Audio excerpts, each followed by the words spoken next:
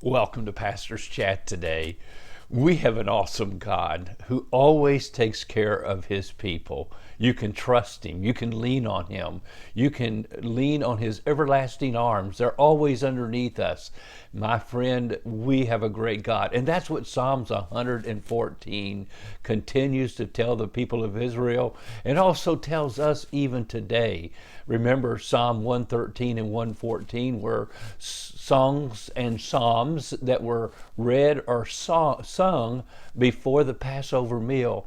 Maybe to even get the full picture of this psalm, you could picture the Lord Jesus Christ with his 12 disciples on Thursday night, the day before his crucifixion, sitting there around the Passover meal and singing this song together out loud, the Lord and his disciples.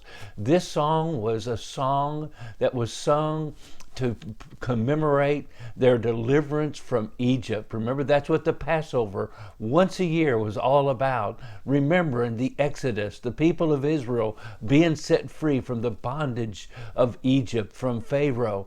Egypt in the Bible is always a picture of the world. Pharaoh, a picture of Satan and Satan's power over people. And my friend, the exodus of the nation of Israel was God's great redemptive power being made manifest, because remember, they were only redeemed by the blood of the lamb. A lamb had to be slain. The blood had to be applied to the doorpost, and the death angel would pass over. And then, of course, the going through the Red Sea, and that's mentioned in this psalm. Going through the Red Sea would be a picture of the death, and then the resurrection of the nation of Israel, the separation of Israel from the world.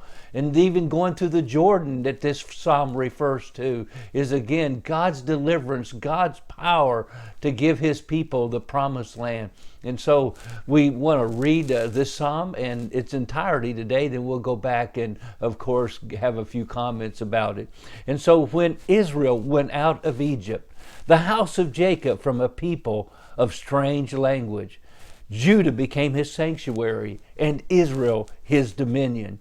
The sea saw it and fled. Jordan turned back.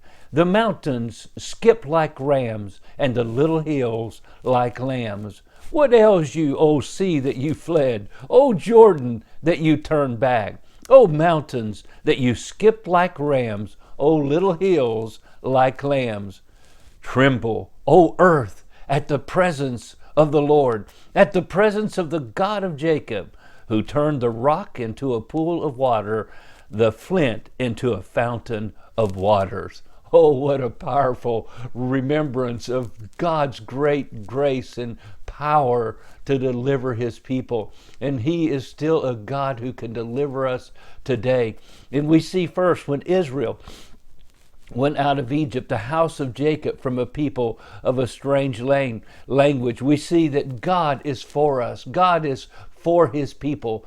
God delivers his people. God is for us today, and he continues to deliver us. This is a great, again, remembrance. Israel and the house of Jacob. The house of Jacob. God is the God of Jacob, the 12 sons of Jacob, the 12 tribes of Israel.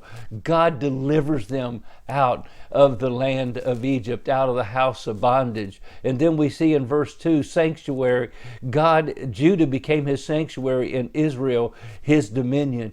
God not only is for us, God is with us. Judah is the tribe that he chose to place his sanctuary there in the city of Jerusalem. There's where the sanctuary, the temple of God, was placed by Solomon, and there God dwelt in the midst of his people, and Israel his dominion. Not only God was with his people, God was over his people. It was his dominion. He ruled over them. He was the king that really ruled over the nation of Israel, and we should allow God to rule over us. So much in this psalm, reminding the people, reminding us what an awesome God that we have even today. God bless you, and you have a wonderful, wonderful day.